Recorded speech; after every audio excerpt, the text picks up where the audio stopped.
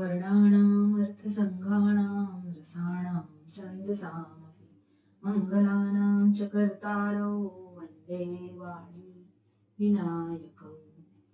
हिंदू पंचांगानुसार प्रत्येक वर्ष माघ महीने के शुक्ल पक्ष की पंचमी तिथि के दिन बसंत पंचमी त्योहार माँ सरस्वती का जन्मदिन के रूप में मनाया जाता है।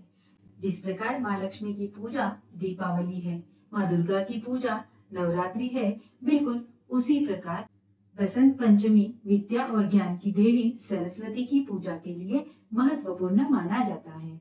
जो महत्व सैनिकों के लिए अपने शस्त्र और विजयादशमी का है, जो महत्व व्यापारियों के लिए बही खाते और दीपावली का है, वही महत्व कलाकारों के लिए बसंत पंचमी का है। चाहे फिर वह कवि हो या लेखक, गायक हो या वादक, नाटककार हो या नृत्यकार, सभी अपने अपने दिन की शुरुआत अपने उपकरणों से माँ सरस्वती की वंदना करते हैं। हम भी आज इस वीडियो की शुरुआत माँ सरस्वती की वंदना से करते हैं। या कुंदेन्दु तुषार हार धवला, या शुभ्रवस्त्रावृता,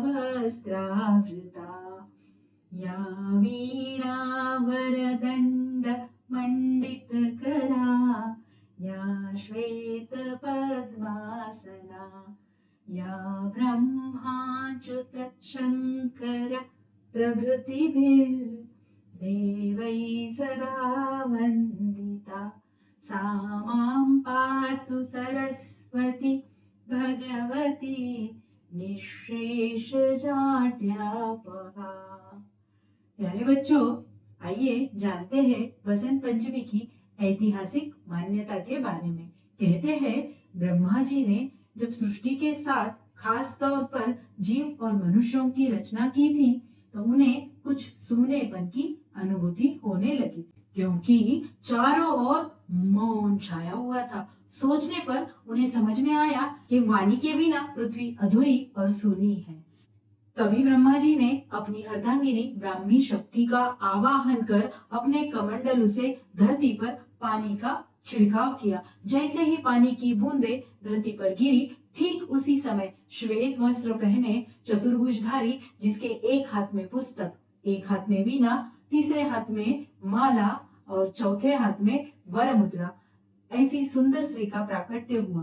तभी ब्रह्मा जी ने उनसे वीणा बजाने को कहा। वीणा के तार छेड़ते ही संसार में शब्दों की निर्मिति हो गई।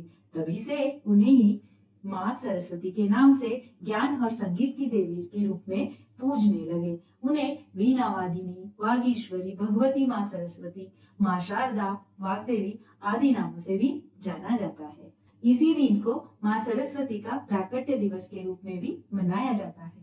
बसंत पंचमी के दिन माँ सरस्वती की पूजा पूर्वी भारत, पश्चिमोत्तर भारत, बांग्लादेश, नेपाल और कई राष्ट्रों में बड़े ही हर्षोल्लास के साथ में मनाया जाता है।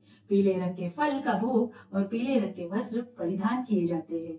शिशिर से बसंत की ओर जाने वाला यह दिन, क्योंकि इन दिनों फूलों की बहार आती है, खेतों में सरसों का सोना चमकने लगता है, जौ और गेहूं की फसलें खिल उठती है, आम के पेड़ पे बहार आती है, चारों ओर रंग बिरंगी तितलियां उड़ती है, पशु और पक्षी भी उल्लास से चहकने लगते हैं।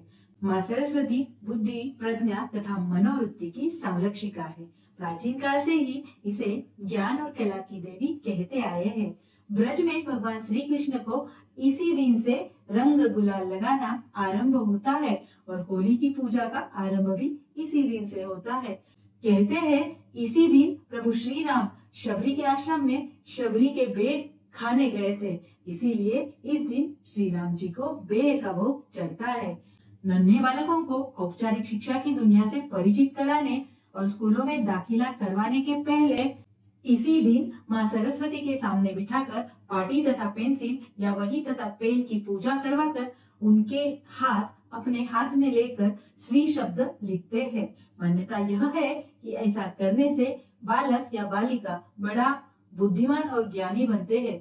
या देवी सर्वभूतेषु विद्यारूपेण संस्थिता, नमस्तस्यै नमस्तस्यै नमस्तस्यै नमो नमः।